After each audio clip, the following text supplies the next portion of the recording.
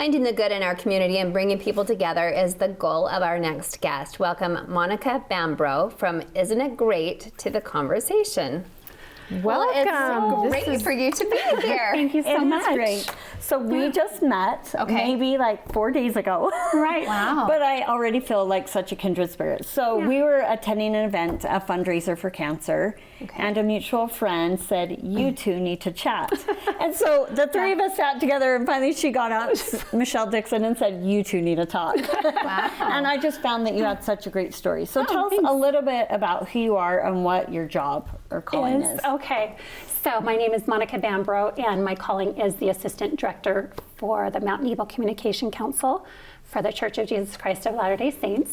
And I'm over outreach, so that's reaching out to a lot of people. So that's connecting with the nonprofits, the other faiths in the area, school. Has this always the list been goes on. like a service calling, or is this kind of a new thing? No, it's been around for a while. They just broke out and made different councils in Utah County because it had just gotten so big. Okay. So instead of just having one big one or two big ones, now there's smaller ones. Okay. So this is a calling, but you said it's 8 to 10 years. It is 8 to 10 years. Wow. Because that's a lifetime, but a it long is time. to create like lifetime relationships Right. and friendships, Right. correct? Correct. So why don't you tell us a little bit, something that intrigued me that day is that you're so dear, you were connecting with everyone, and all of a sudden she got up and she started taking pictures and just chatting with people, and I was like, I love what you're trying to do, just interconnect anyone to anything. So Right. what are some of those highlights lately? So my goal is to bring awareness to all the things going on in our community, right? There's so much good, so many good people that Not we don't just the know about. LDS faith, Not right. just, for sure. Right. And we need to understand that. So it's one thing for me to see that and know that. It's a whole nother thing for me to bring it so everyone can see. And that's why we have the Facebook page and the Instagram page, Isn't It Great? So people can see that documentation. Okay. If I visit another faith, I try and put my understanding of it there and what I felt. And if there's a song that they sang or if there's a sermon they gave that was printed, I'll take a picture of it and share it and say, look what they believe. You know, this is amazing. Look at this pastor. He does amazing things. So that we're not so stuck on just one thing. We understand that there's so many great people in our community that are bringing us all together. Well, dare I say that since the advent of COVID, people haven't been doing as much outreach. Right. You know, people kind of stayed at home, and then it's kind of getting back to where we were, but maybe not as much, and pulling back a little bit, and maybe even more on, you know, the technology and not a lot of this. Right. And interfacing or experiencing other people's ideas. Right.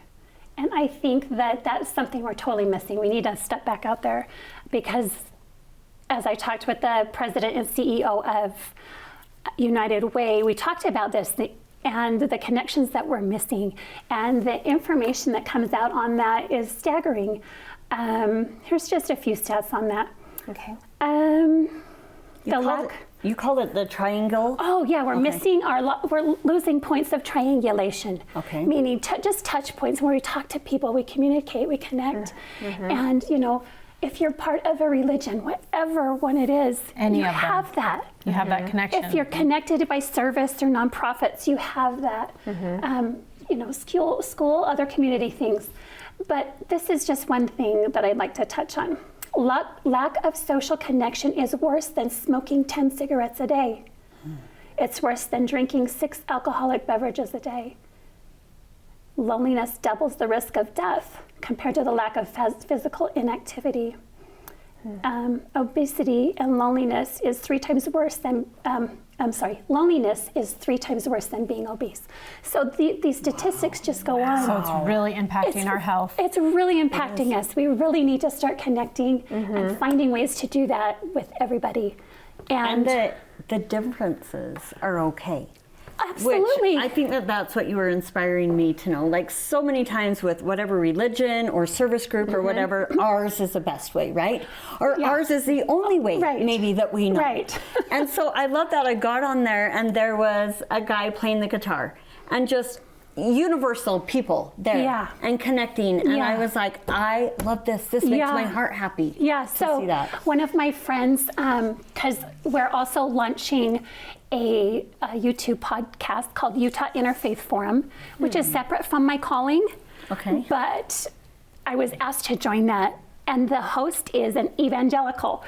So it's him, gonna be him and awesome. I inviting all of these guests on of all kinds of faiths and beliefs. And so I hope that we can learn to say, oh my gosh, I love them. I felt something from them. And I'm going to take that little piece from them and I'm going to add it to whatever I am. And one of my guests was a musician, and he's in Pakistan. So he's Christian, and then he's there singing with his Muslim friends and just hollering out his heart. It was Right? so pretty and Wasn't just it amazing? impactful to me. Yeah. Yes. I'm super like, great. absolutely, you go for that. And I think every religion or faith belief brings something to the table, and we need to be respectful of them and love them and not, in a way, ostracize. Right, Because I think right. we've all heard stories in our communities of that happening, and it's not okay. And but- maybe that's why a lot of people, I mean, the trend says that people are not going to religious services as often. Like the attendance of church, any church, Right. any church at all is gone down, but then we're seeing depression go up. And so, like you're saying, there's this connection between the two that we really need to get out somewhere. Right. Be part of your community. Maybe you're not religious, but then get involved, and there's so many ways that you can do that. Right. Are there things on you said that you guys have a Facebook page and stuff? So the Isn't It Great page will sometimes post things like tomorrow is the National Day of Prayer. So I'll post Okay. that. So anyone that wants to come can do that. Or there's a prayer run at Hope Baptist Church in Payson. So you'll people can sometimes join that. advertise Absolutely. events that or they can or go to. fundraisers like we've had the in our one that we community. attended. Okay. Yeah. Right. So people can connect, and I think service is one of the best ways to connect. And I like to think of it this way, that service is the cure to whatever you have. It's the medicine to the agree. soreness, that whatever is plaguing you. Is it heartache? I totally is it agree with depression? this. Right? Because in that moment, you're not thinking about yourself. You can think about everyone out there that you're serving with, or the people that you're serving that aren't even there. You know that you're making a difference, and it starts to heal whatever's. That touched my soul because I had postpartum depression after one of my kids, and it lasted a long time. And I remember finally my mom said, all the medicine in the world can try and do its trick, but you need to get outside of yourself. Stop Right. thinking about your problems. Right. And she's like, I don't care what it is, but for 1 hour every day, I want you to serve someone. So at first it was just my children.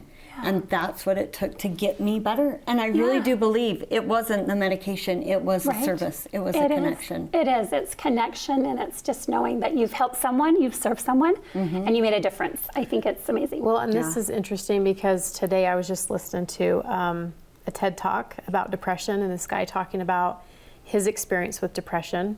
And at the end of it, and they did some research on it, he says that if you give what you need, so we think about, well, I need people to reach out to me. If you give what you need, it fulfills you. It's this. It's almost like you get it back It in that is. form. It's ironic, but even he was talking about that same thing, Yeah. which I really love. And really with depression, not always, but sometimes, whatever it is that helps you feel better is your cure. It's like for you, that's what it was, service, and maybe a little dose of that, and a little dose of Right. being part of a community, Right. and a little dose of whatever. And you start to feel needed, wanted, loved, noticed, valued. valued. Right. All of these things that maybe you're not getting somewhere. And the blessings are tenfold, right? Both ways. It's just a reciprocation that you can't fix any other way. But how well that helps build our community, right? Like Absolutely. it improves the health overall of our Oh, community. absolutely. And connection with, if we can connect interfaiths and do even raising money for food for Right. people, or I know we're getting a lot of immigrants Right. coming in. So Yeah. anyways, just any ways to just connect people. Absolutely, because I think that anyone that takes time to join a faith community, they're going to start to rise themselves, right? When you serve, you start to rise yourself to be the best you can to serve others. You know, I've served at Tabitha's Way and worked with them for years. Yes. And when you go there, you have a chance to shine light on to somebody that is in a hard time. And hopefully you left them better and you feel better because you served. So Yes. everything People that we need can people. do, they do. They do. So And you were able to do something really interesting, go spend a night on the streets in Provo with the homeless. Yes. Tell us a little bit about that and what you learned from that. So this calling, you know, encompasses a gamut of things. I think I was telling you that in 24 hours I'll have 3 outfits because it's things that are just really nice down to I'm going to live on the streets tonight. Right. So it was a homeless experience that's put on by Community Action and the Food and Care Coalition. They kind of combined to make this happen. So leaders can come and those who are kind of in the game of understanding this, they can come and experience it for a moment. We can never fully experience it because we know we're going to go home. We also don't deal with a lot of the mental illness that's prevalent in that community, but we get to stop at all the places that someone that's homeless might go for help. We slept out on the grass while we talked about different situations, real life situations, and how hard they were. And, you know, that's 7 hours and it's raining and, you know. Did it rain that rained night? on us. Yeah, it wasn't too bad. You know, I think God was like, you just need a little sprinkle to I was understand gonna say, this. if you wanted the full-fledged, then let's do it in January. Meet back here in January on Well, I also winter did it in storms. November, and it was cold. And, you know, I love it because even in all this hardship, turmoil, and pain that is existing in this situation, there's so much love in that. There's love between those who are homeless. There's love between these charities that reach out. And I was able to walk a lot of this path with someone who was homeless. Wow. And now that she's come out of that, she actually goes and lives on the street herself. Sometimes just will hang out at Pioneer Park to connect with people and let them know they have someone to talk to. Let them know there's a friend there. And the beauty in that, to dive back in and help people. It was great to talk to her and give her a few hugs, and You're sparking something that really needs to happen in our community. Believe it or not, we're out of time. Oh, I hate it. So you'll have to you'll have to come back another time. Okay, we can do it. If anybody needs more information, they can find you, right? Yes. So just hop on to Isn't It Great? Okay. Facebook or Instagram, and then also you can find us on YouTube at Utah Interfaith Forum in a few months. Because the host has been so sick, we've been delayed. So just kind of watch for it and see how you can change, be better, connect. Thank you. Thank you, Yeah. Monica. Monica. Thank you. Thanks.